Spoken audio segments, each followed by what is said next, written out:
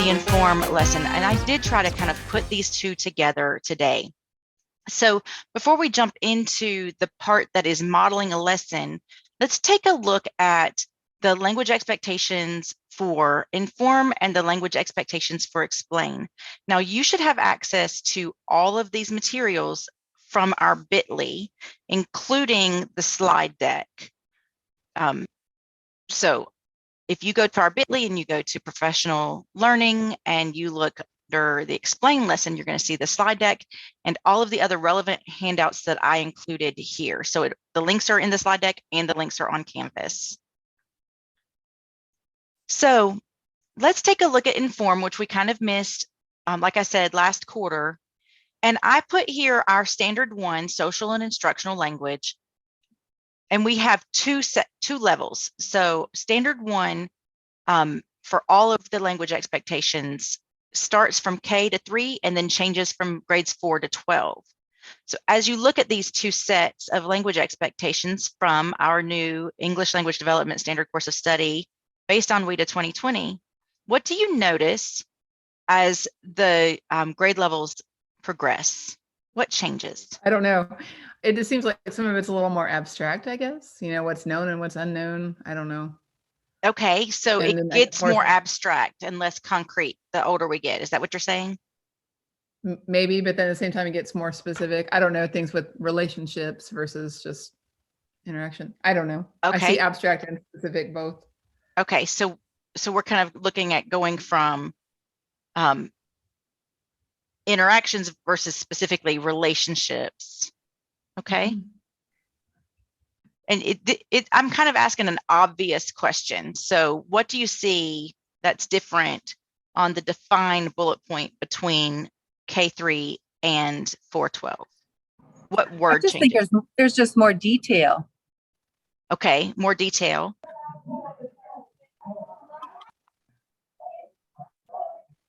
So are we seeing sort of a bit of a vertical alignment, that the expectations for the younger grades are kind of the basic expectations, but then as we go older, we're going to expect slightly more technical and more academic performances from our students?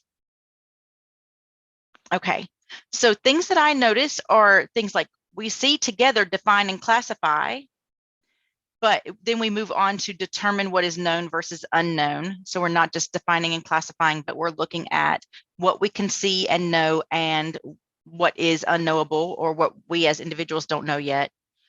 Characteristics, patterns, and behaviors are here and here, but we're describing in the younger grades, and then we report on explicit and inferred. So we have a little bit more expectation that it's not just a description, it's a report in order to inform, and that we're reporting on what is explicitly known or stated, and then what we're inferring as learners. And so as I go back and forth, I kind of see this progression in Inform. And we've just come off of quarter 2 where you were probably working with Inform. You may have been working with Inform with your students. So can you tell me how any of this connects with what you noticed about your students when they were trying to inform? Can I say something? Sure. Well, the very first thing that I can see, define and classify facts and interpretation. I think, and I don't know whether it's just my students who are beginners, but it's a very difficult, for some reason, very difficult concept for them to understand the difference between facts and opinions. Mm-hmm. Yes. So I spent a lot of time on that last year. I haven't touched it this year yet. I just started Inform, and of course, the snow days and WIDA access test is coming, so I'm kind of preparing them for that. So I haven't started it, but I remember last year I was actually in a lot of I had a lot of trouble explaining it to them in a way that I could see some understanding. Yes, and I think that those waters get very muddied in our society with the almost the information overload that we get, all the sources of opinions and informations, and sometimes opinions are presented as fact. And so I can see how our students would have a difficult time determining some of that, which is why it's nice that it's a part of our standards, right? Anybody else want to just mention how Inform went for you? And you can tell me misunderstandings you noticed or questions you had, as well as any successes you noticed from your students.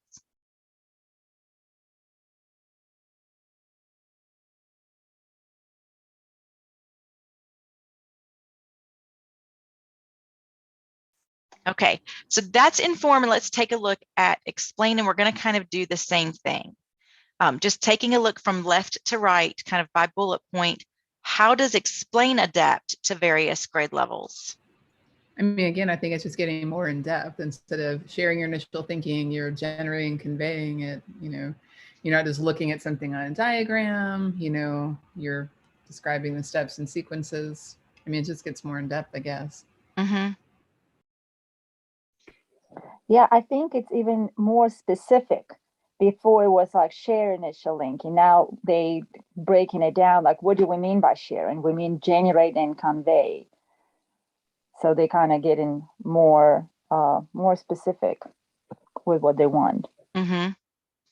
Yes, and you know, if you are like Karen Jacobson, who teaches, you know, all the way across these levels. So Karen's K-8, and she's one of 2 teachers in our district who teaches K-8.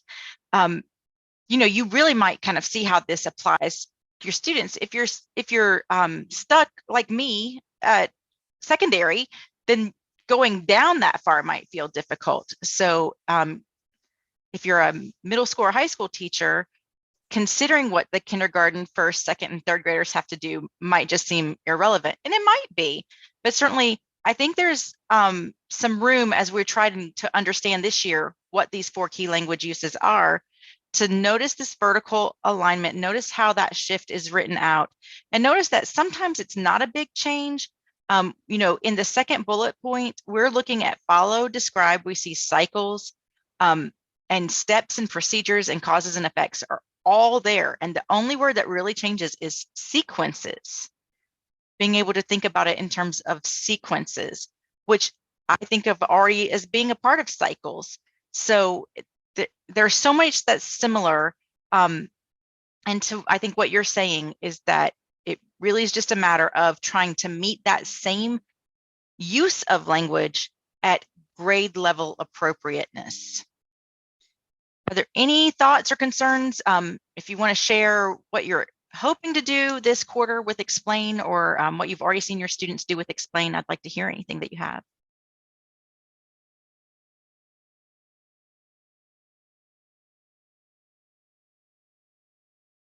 Okay, so now we're ready to kind of get into our model lesson, and I'm going to assume that we have already done some learning. So we're stepping into the middle of sort of a unit of learning. So my plan is to kind of remind you of some of the things that we already learned together in a previous lesson as we go through. So if any of that gets confusing, just stop me and we can break out of the model lesson kind of format. And anytime you want to have like a separate conversation. So let's look at it as educators together versus let's trying to go through it like a model lesson. Just let me know that we want to step out of that. But here we begin. So we're going to look at our 3rd grade science lesson on understanding plants and the parts of plants and how plants grow.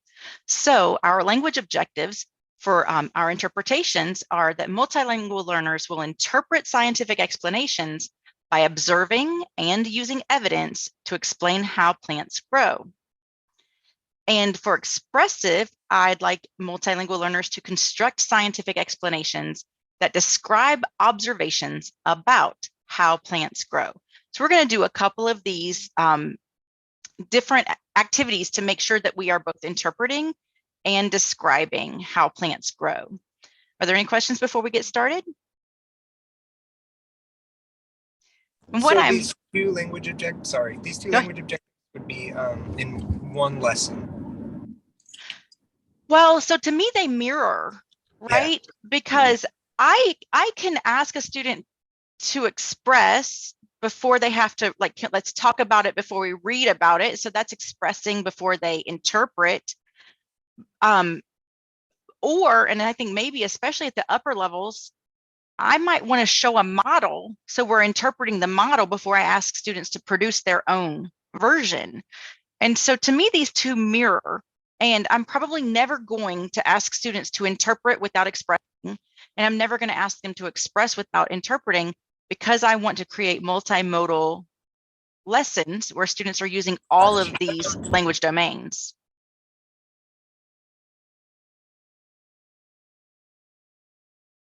Okay.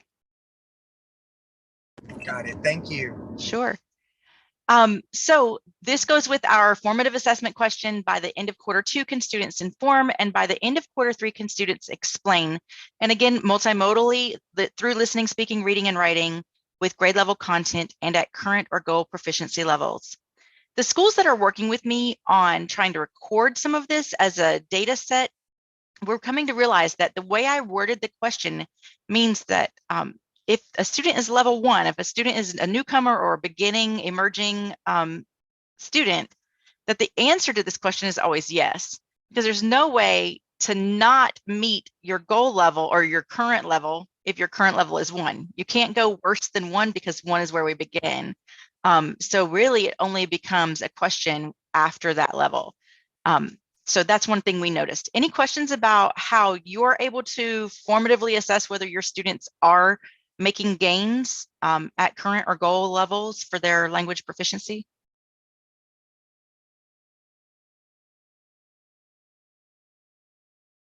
Okay. And I'm going to connect this to some of our WIDA guiding principles.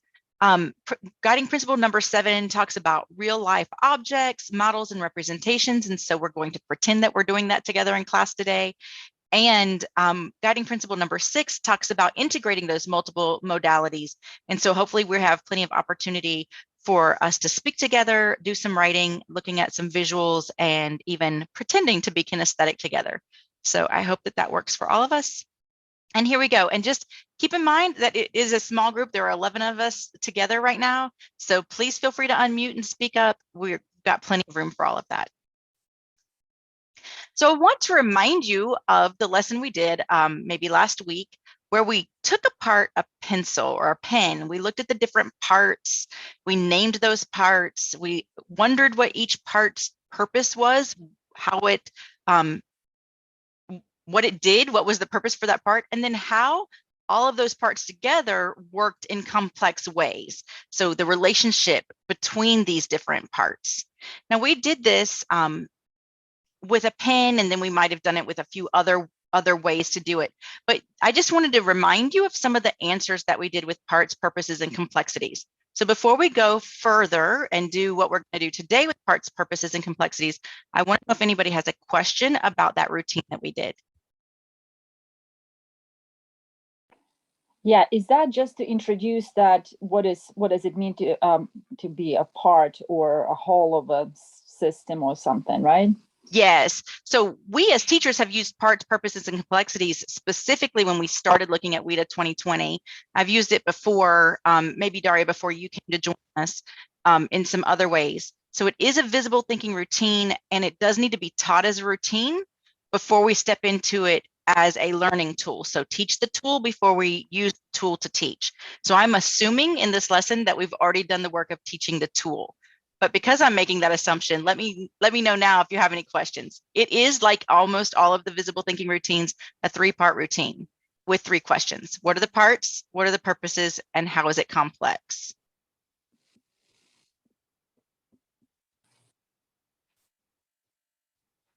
Okay, good to go? Thank you. Sure.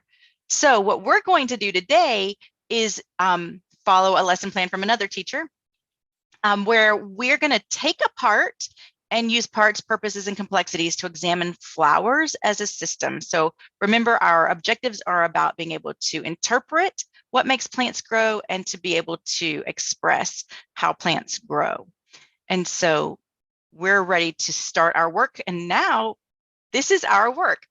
So this is us taking apart some plants. So I've given you some plants.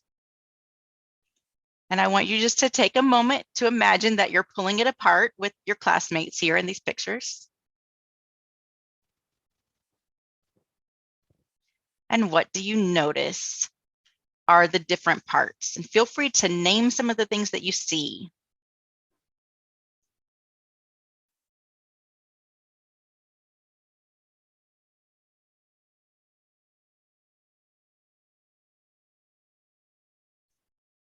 You can name them in the chat, or you can unmute and say out loud, literally just what you see in front of you.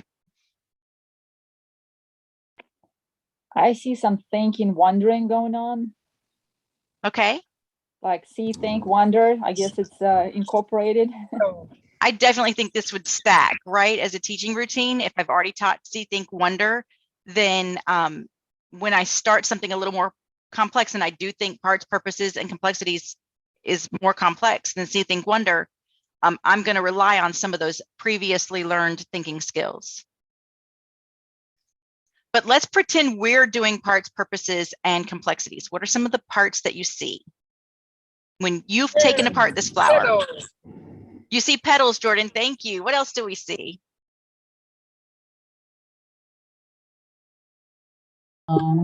Leaf, We see leaves. Yes.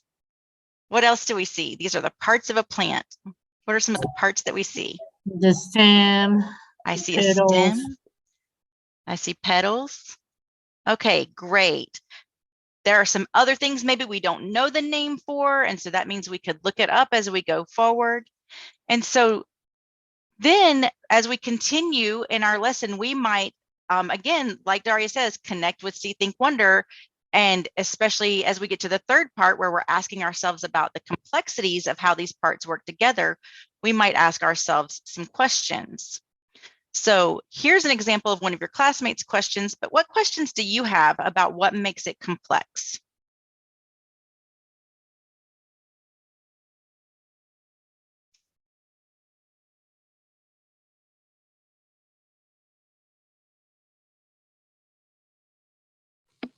Are we talking from the design point of view, like why the flowers are complex, or Sure. from kind of birth to the maturity, kind of like this process of maturation? No, that's great. That's a really good question, because what I'm hearing you distinguish is like, what are the parts at this current time versus what we've learned about how we grow from seeds into full grown plants, and how plants then reproduce seeds and keep that cycle going. So a moment in time, this particular flower versus that cycle of growth for plants. And I think that it's okay for you to answer from either perspective. I'm going to move forward. And this is another way for you to participate. So I have put together a parts, purposes, and perplexities Padlet. And so let me put that in the chat for you. And so if you can navigate to that Padlet, we can start doing this. And if you have the slides pulled up, you can go back and look at them. But let's all start on parts. And you can use your own knowledge about plants, or you can use the images that we just examined. So what are some parts of a plant? Yes, I see stem, petals, petal, a stamen. Great vocabulary. Roots, leaves, stem, trunk. Perfect. Let's keep going. Okay, so we have some common vocabulary about the parts of a plant. In the third grade lesson that I was observing earlier this week, or last 2 weeks ago, we focused specifically on roots, stem, leaves, petals, and seed. So those were some of the parts that we looked at. That was a third grade lesson. And I am including in this maybe more complex third grade lesson as well. So let's work together on purposes. And in this case, I'd like you to add, I'm going to show you, add one part and then try to tell me what its purpose is. Like this. So I said that the roots nourish the plant. So I need to name the part and what purpose I'm giving. So let's try to fill in some of the purposes of those parts. So pick one or two parts you want to name purposes for.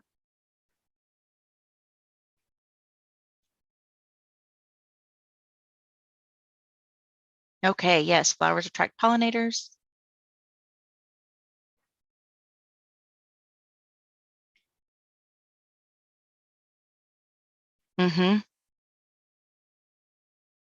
I like the technical language we're using, pollinators and pollination. The stem supports the plant, lifts it up, brings it closer to the sun. Yes, it is the main support for the plant. A tree trunk is just a very big stem.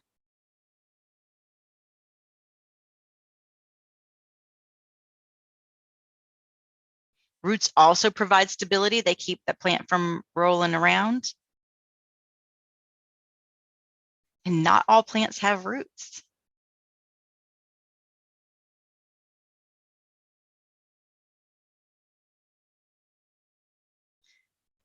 Okay, are there any questions about the first two parts of this routine, the parts and then the purposes?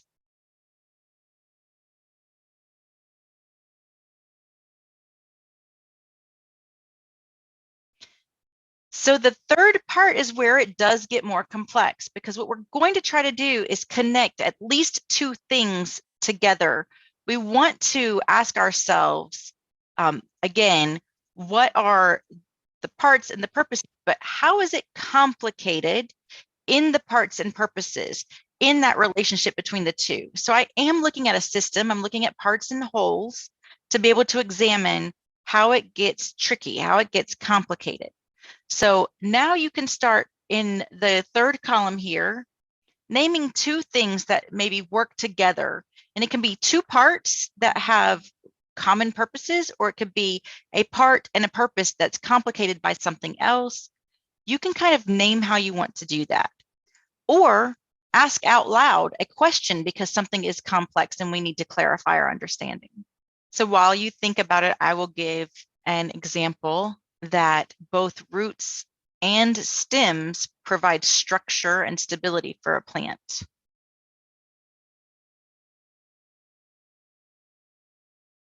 Thank you. Yes. So even outside of what the happening with just the plant, that there's the petals attract and give a place to land and rest. You are good at this. Flowers move into seeds, and then we can start that whole cycle again. Yes, in the complexity, we kind of get back to Daria's question about this one point in time to that cycle of growth that happens with the plant.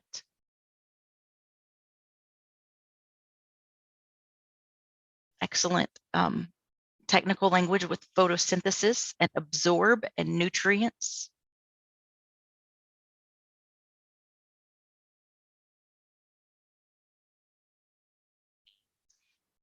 Okay, so let's take a break from the lesson, and as educators, tell me what you think about this routine, parts, purposes, and complexities.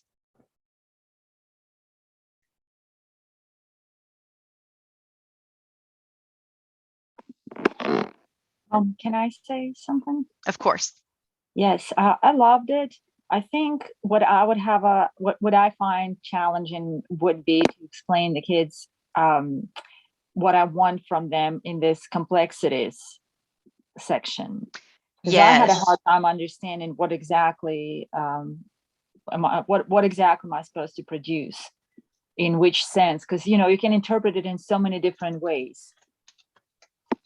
And I kind of think that's the beauty of it. So lots of times I know what I'm getting at, but I really just want to see what my students produce. And so I'm not expecting a particular product. I'm going to be responsive based on the product I get. And that's maybe different than I need students to be able to do this thing. And maybe that's one of the reasons why I really like visible thinking routines, because it's not always about right and wrong answers, correct and incorrect answers. It's about the depth of thinking and the ways that we can promote those deep thinking opportunities for all of our learners. And in fact, one of the WIDA Essential Actions states that we provide plenty of opportunities for English learners to do that deep thinking, critical thinking. And is this routine for something that you can actually present in class that they can take apart and touch? Or could it be, because like, for example, we're doing on water, right? This unit on water cycle, water crisis, water pollution, all that. And I'm wondering how I can use that in my class. And I'm thinking, well, I cannot just give them water and, we don't have a microscope strong enough to look into it and stuff. And I was thinking like, you would just kind of pull up some pictures online? Or? Yes, so I think you can, right? And I think older students can do this. And this goes back to our question about how inform and how explain change as students get older. So older students can do some more abstract thinking. And also we're adults and this is some pretty abstract thinking, and there are still some confusing points about it. So if I wanted to do something about water, I'm very likely going to find some visuals, some video of an experiment or video that explains that process of erosion or process of, whatever the part is that I want to look at it before I ask them to do the parts, purposes, and complexities. So we will have some concrete visual stimulus, even if we can't like splash around in it. Yeah, got it. Thank you. Anybody else with parts, purposes, and complexities?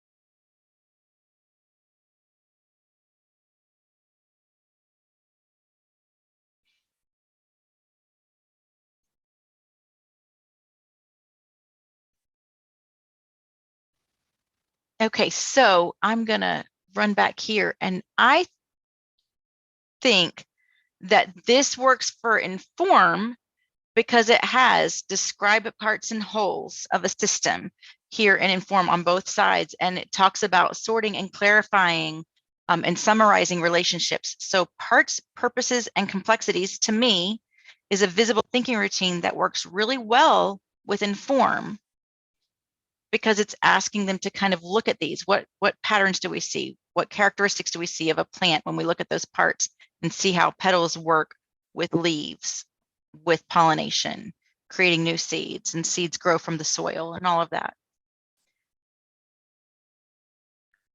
What do you think about parts, purposes, and complexities as it aligns with the expectation, the key language use of Inform? I mean, you were doing all of that, sorting and clarifying, summarizing everything, defining the facts, looking at patterns or behavior. I mean, we did all of that. Okay. And we could do more of it better, right? In a class with some better guidance, whether it's with a video for water, or if we actually are bringing in plants and tearing them apart, we could actually over time go deeper with this lesson. So we're going to move into the explain part of the lesson now. Let me get us there. Okay, so let's pretend we've done parts, purposes, and complexities already with plants, and I want to remind you of another strategy we've learned together already. So I'm teaching it to you now, but we're pretending that we already know how to do it, because we teach the tool before we use the tool to teach. So in our writing block last week, we practiced using WH questions to make kernel sentences expanded, to grow our sentences into sentence expansions. So here are some examples of what we did last week. We took the sentence, my dog hid, and we asked ourselves 3 questions: where, when, and why? And we found an expanded sentence. During the storm, my dog hid under the bed because he was scared. Another one that we did was it sank, and we asked ourselves what, when, where, and why. And so we came up with an expanded sentence that on April 14th, 1912, the Titanic sank in the North Atlantic because it hit an iceberg. Does anybody have any questions about how we use WH questions to expand kernel sentences?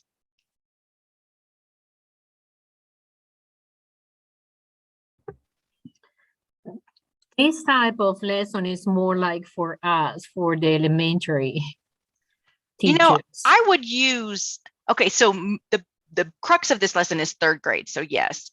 The Penguin, though, that resource is middle grades. So I'm trying to balance it. Oh, okay. Yeah. But I would use kernel sentences and expansions at any level until my students already know how to write expanded sentences. And then I would move into combining sentences into more text complexity, like a paragraph or an essay, right? But I'm going to start at, can we write good, solid sentences? And so I gave in the chat, and also it's on the Canvas page, and it's linked in the slides, a resource that shows how to do kernel sentences with your students, and it gives you several pages of practice kernels that are pretty easy to then expand, and some different ways to go about those expansions, both like kind of inside and out. So there are some where you give a full sentence and ask them to break it down into its WH question components. So you have a resource there. I do think this is a really excellent strategy. And I'll also say that it works in any content area. So if you can teach this to your colleagues, a science teacher, and we're going to kind of do that next, but a science teacher can give a kernel and ask students to expand it, which will check two things: their content understanding and also whether or not they're continuing to apply their writing skills.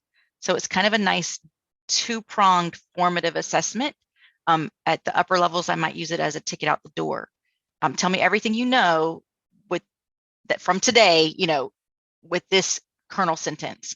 And then I would expect them to consider their who, what, when, where, why, how, and add as many details as they can into one better sentence.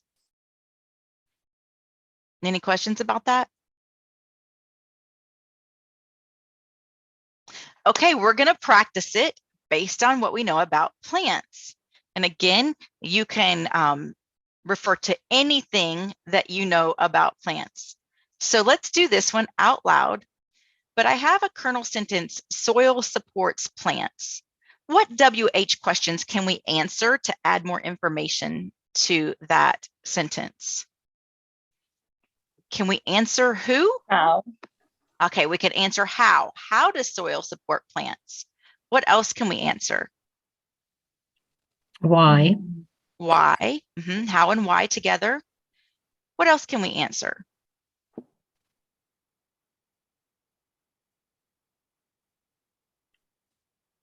I mean, I guess when, right? And Yeah, where?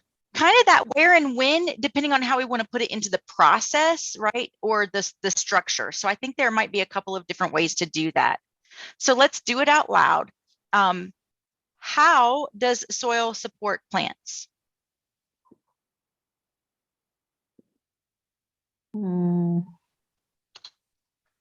Let's pretend I taught you this, so you can make it up. The soil contains the nutrients to feed the plant. Okay, because it gives nutrients to feed the plant. And I am just putting that right there in the chat.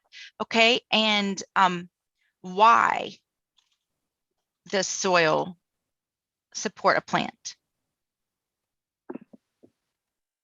So maybe think of it in terms of cause and effect. Will die. Nuclear will die.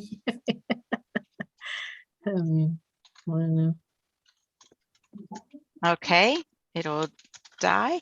Okay, and let's see, we kind of said a when or where. I don't know how you want to put that in terms of in the growth cycle. Well, it can be also said when the soil is healthy, when there is no erosion, you know, because when it's not, like last year we did the Dust Bowl, the events of the Dust Bowl. So that was very relevant. Okay. Then the soil cannot support plants. Okay, excellent. And just so you know, I didn't know where we were going to go with this. So I just created the prompt, but I really didn't have a final answer. So you're creating this as we go. So can we try to add some of this information to expand our sentence?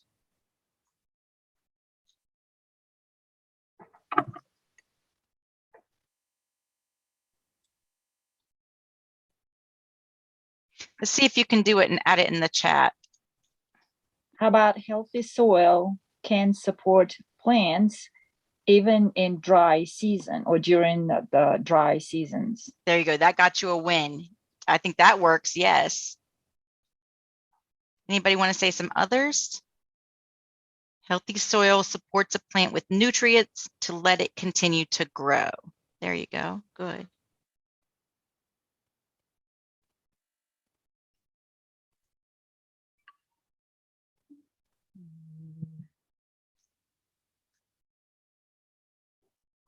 Anybody else? I think I gave us a very difficult first one, but you're doing great.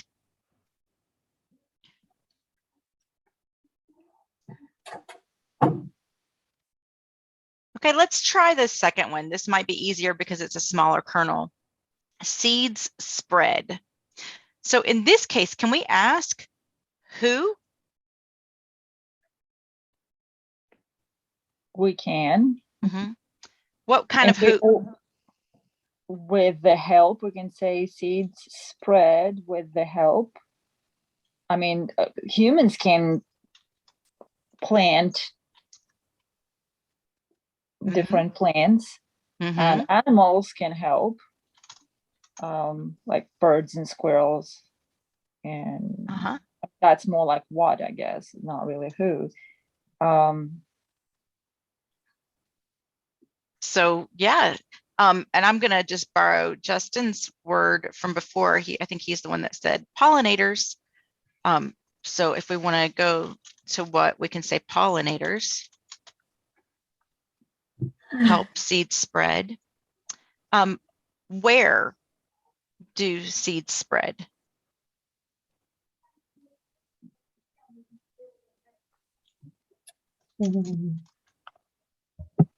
Well, we can say far away. Okay. Far away from the plant. Gravity just kind of, the seeds just fall next to that plant, but the winged animals and humans take the seeds farther away. Mm-hmm. So we get more distance because of those things. Okay.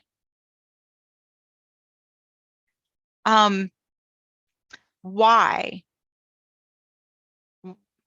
And I think we're kind of repeating ourselves, and we might be. So if we ask why seeds spread, what is the cause of spreading seeds?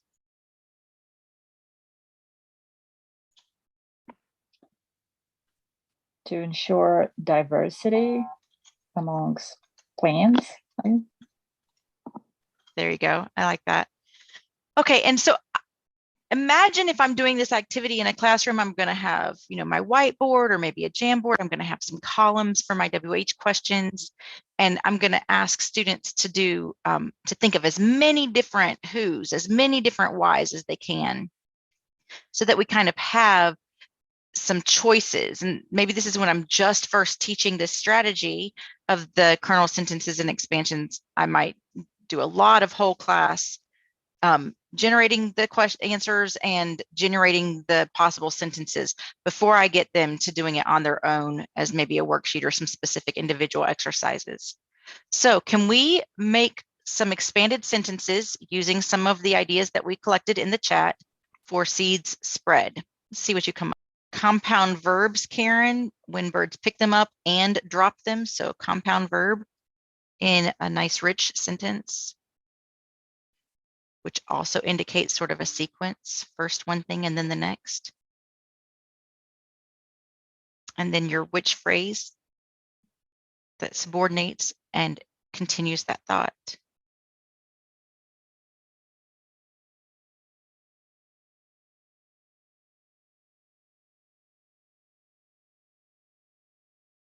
Yes. Okay. So Daria, what I noticed is that you're starting with sort of a prepositional phrase with the help of humans and animals. So a sequence of prepositional phrases to sort of get us started. And then I have my subject and verb, seeds spread. And then I give the time and the reasons. So all of those prepositional phrases add complexity to this sentence. So what I'm noticing, right, is I'm going to imagine some of my students will have trouble putting these things together in an academic English sentence. Like they might have some trouble organizing it and arranging it. And to me, that's the point of this exercise, because when I see where they have trouble, when I can see where they try to put it together, but it doesn't quite fit, that lets me know that here's a sentence making model and sentence making strategy I probably need to teach. And I don't think I need to teach subordinating clauses and phrases and prepositional phrases. I just need to kind of give them a sense of how those patterns work. I don't care if they can name the grammar. I care that they can do the language. And that's what I understand WIDA to mean when it says a functional approach to language learning. So what do you think about this exercise? Breaking down sentences to their small parts and then allowing students to have a specific pattern for adding back in information to create expanded sentences.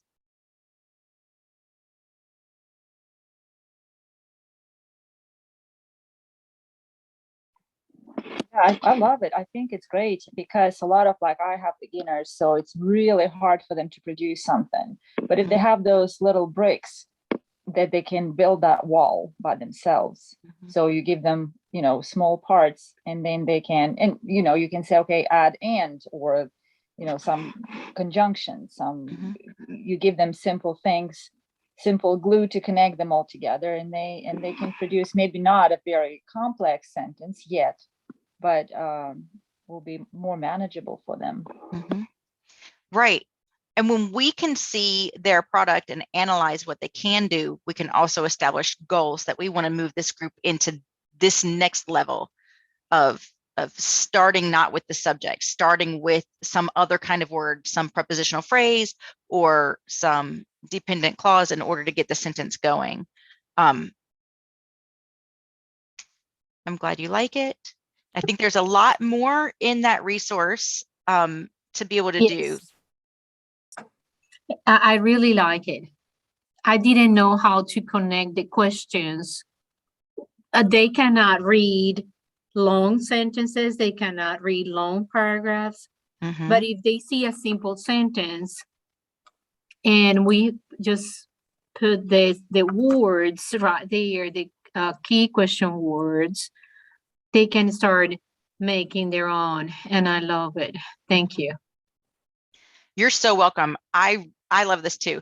So it also, the resource I gave you is sort of an early resource, but this is in chapter 4, I believe, of The Writing Revolution, which is one of the books that we offer in your yearly pick up this book from David kind of, you know, the Personalized Pathways books. So this is a strategy that's in that book. And if you like it, you might like the next one comes from that book as well. And so if you like this for helping students write, then you might want to pick up that book next year if you don't already have it. And I'll also say this. I think when we help students learn how to write these sentences, they're also going to be able to read these sentences better. Yes. So if they can write complex sentences, they can read complex sentences. And I also think that if they can see these parts, they can speak complex sentences. And in fact, we'll say oracy before literacy. Let's talk it out. What does it sound like before I have you even write it? Or let's listen to what it can sound like before I have you write it. And so I think this kind of specificity with how we put language together is going to help our students do better on the speaking test as well. So when they know that this is how they can put lessons together, that's going to be part of it. Are there any questions about this activity before we move on? And I already added, I did give you that link. Okay, good. So the next part, let's see if I can get this, comes from a lesson I found on teaching plans. It's a complete study created by the Northside Outdoor Wonder and Learning organizations. They had some teachers help write this plan. I would think of this more as a third grade science plan and not necessarily an ESL lesson plan. However, it's the kind of thing I would love to take and adapt so that I can do some deep thematic learning with my students. And even though it's third grade, I think there are a lot of ideas here that can be leveled up for upper grades. So if you like it, feel free to take a look at it. I'm going to pull a few things from it. But one thing I'm going to pull from one of the whole lessons is on soil and how soil and dirt are different. And so we kind of review that in this prompt. And this is a paragraph prompt for them to write about. But I don't always think that my English learners are ready to write a whole paragraph. And as we just said, they can't always write expanded sentences. So these are like building blocks to their writing, building blocks to their language control that we're creating. So any questions about the prompt?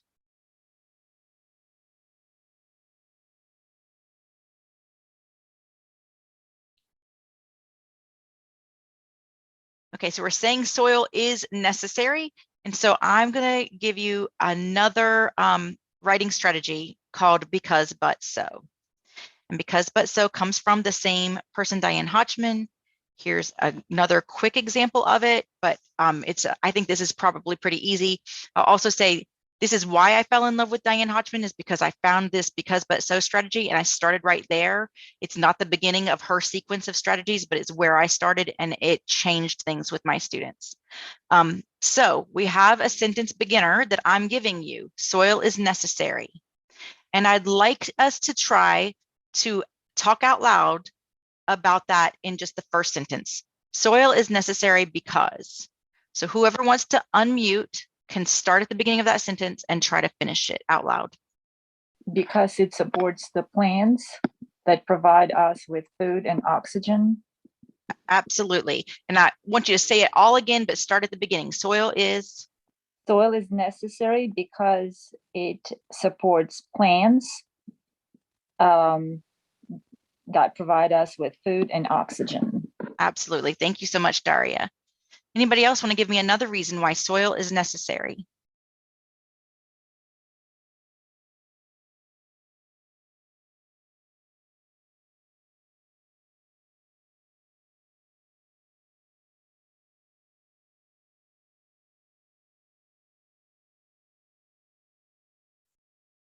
So I might give a third grade answer like soil is necessary because that's where the roots live. Something really kind of elementary, but it's going to demonstrate that the students heard and understood the parts about roots. Okay, let's try the next one. Soil is necessary, but, and in this sentence, I need you to give me a contradiction.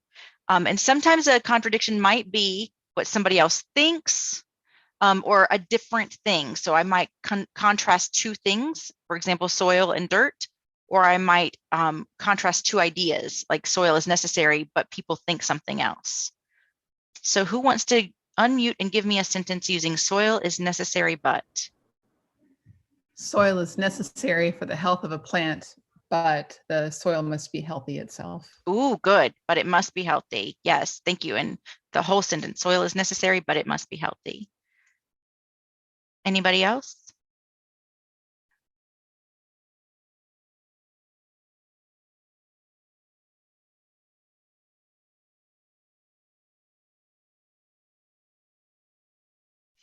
So if I went back to the journal prompt, I might be able to say, for example, soil is necessary, but dirt is not necessary.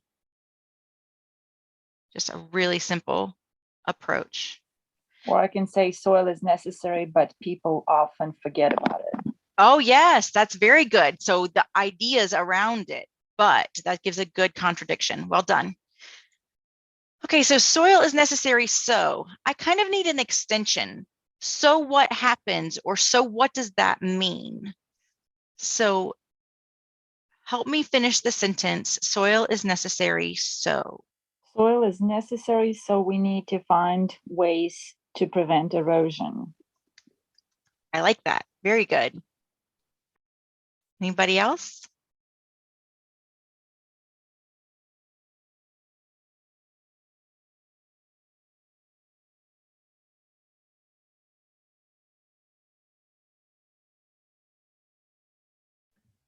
Soil is necessary, so we should not contaminate it or pollute it. There you go. All right, so we can see a couple of things about because, but, so. First of all, it's really simple to create. If I'm already looking at a text, any text, I can pull a sentence frame from the text that we're already looking at. And the other thing I'll say is it's a really great way to teach like the connecting of ideas, which is one of the language functions that we see, or language features that we see, is connecting ideas. Because the first one, because I'm kind of looking at a reason why, the but I'm looking at a contradiction, and the so I'm looking at a continuation of that idea, or a next step. So I've sort of got a beginning, middle, and end, or a beginning, contrast, and next step in this sequence of sentences. And I can also, change it up. So maybe one student has plants have roots because, another student has plants have leaves because, and another student has plants have flowers because, but so. So we could do this with all of these different sentence starters, and it really just depends on what conceptual learning I really want to punch the truth is I'm kind of giving a lot of that away. I'm giving away the idea that sentences that are joined with a comma and conjunction, that's how they're done. So this is 2 sentences. The first part, soil is necessary, and the second part, but it needs to be healthy. That's 2 complete sentences joined with a comma and a conjunction. And the reason why that's important is when we teach compound sentences, lots of times we get stuck on teaching how to build them, but this is kind of letting students build them, and then we can backwards explain, oh, look, that's a compound sentence. And the same thing with so. So what I do, instead of naming that this top one is complex and the bottom 2 are compound, I just really push at the beginning that there's no comma with because, and there is a comma before but and before so. And in my students, I had to frequently move a comma from after but and after so over, and I had to move that several times and keep pushing. This is how we construct this sentence. And more importantly, I'm looking at your concept knowledge. Can you answer that part of the question? Any questions about because, but, so?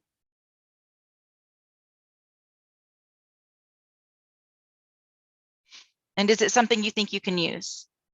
Is it a tool you can teach so that you can use the tool to teach? Yes. I really, really love this one. Okay, so I've given you some of that information, some ways to do it. If you want to share more sentences on the Padlet, I gave you some spaces to do both expansions and the because, but, so's. So you're welcome to add some more there on the Padlet if you want to. And before we go any further, I'd like to know, do you think that between the WH questions and the because, but, so, did we help students create and construct explanations? Yes. So this is meeting our standards of students being able to explain reasonings, explain how plants grow or what plants need to grow. And like I said before, to Jordan's question, I think that whether they can construct an explanation or interpret an explanation, if we're reading a text that is telling us why plants need sunlight and have leaves that are green, or why plants have roots that pull nutrients up from the earth, how nutrients from the earth and the energy from the sun create that, like their 2-pronged approach for nourishment. All of that is interpretive if they're reading it or listening to it or seeing it explained on a diagram, and it's expressive when they can then write about it or talk about it or recreate that diagram to explain it. Okay, so I also, I don't know if you want to do this one. I went back to Circle of Viewpoints, and the only, honestly, I wasn't going to do Circle of Viewpoints today. The only reason why I put this in is because that 3rd grade study, that 3rd grade unit on plants had this great little seed story, and I just thought it was really cute. And I can see how this combines narrate with explain because it's telling a story. The students are supposed to plant a seed and watch it grow, so that's their kinesthetic learning. And then they have this great little story that they can be the seed and explain what's happening to the seed from the seed's perspective. And that just led me to think of Circle of Viewpoints. So who needs a refresher on Circle of Viewpoints and how it works?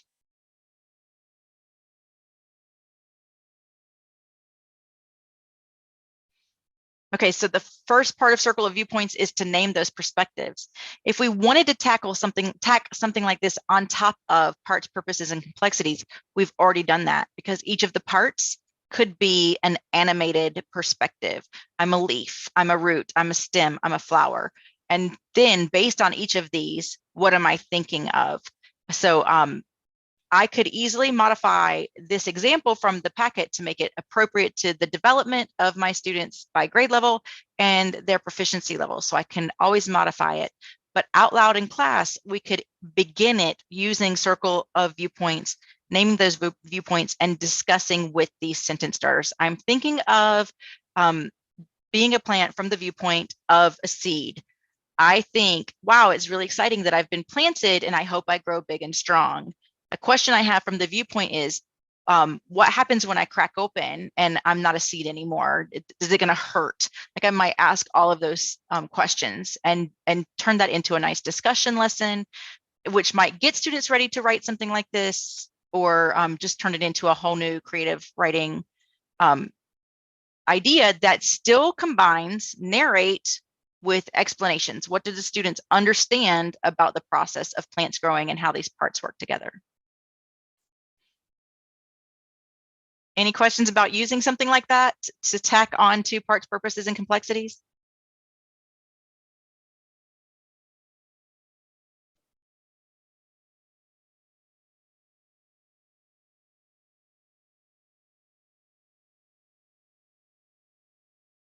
Okay, so I'm going to wrap it up here. We had some language expectations at the beginning, so I want to ask you, did we interpret scientific explanations by observing and using evidence to explain how plants grow?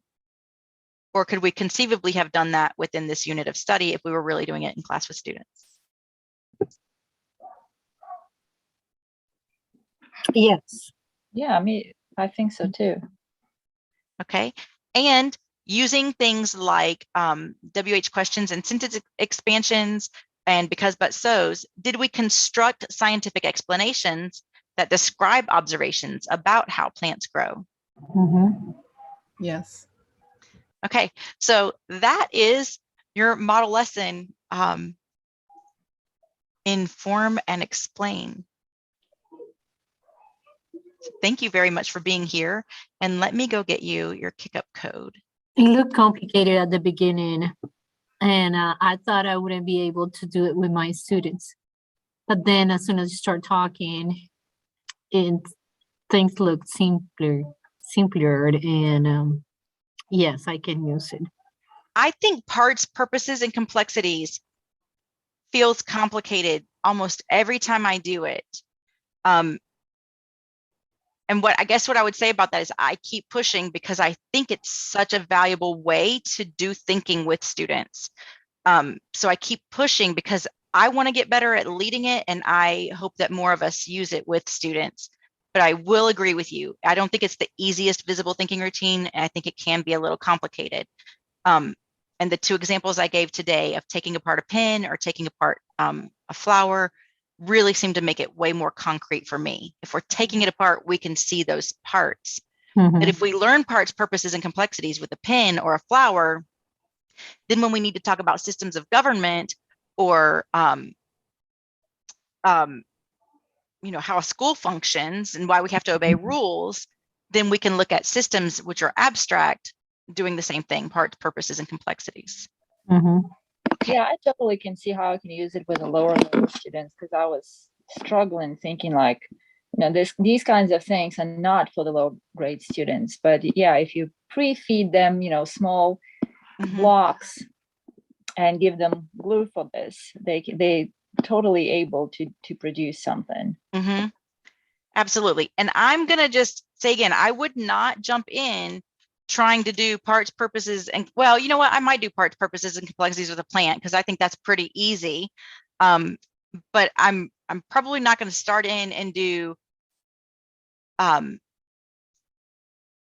like maybe circle of viewpoints that way. I would want to give them some small example that we can do all together, like in one 30-minute lesson, or 45-minute lesson, maybe for middle school. But I want to get it all done with something really simple so they can see the steps and so that they can feel the awkwardness, because I do think routines start with, I'm not used to thinking this way, so I need to figure out how to think this way. And that's what makes it routine. Okay.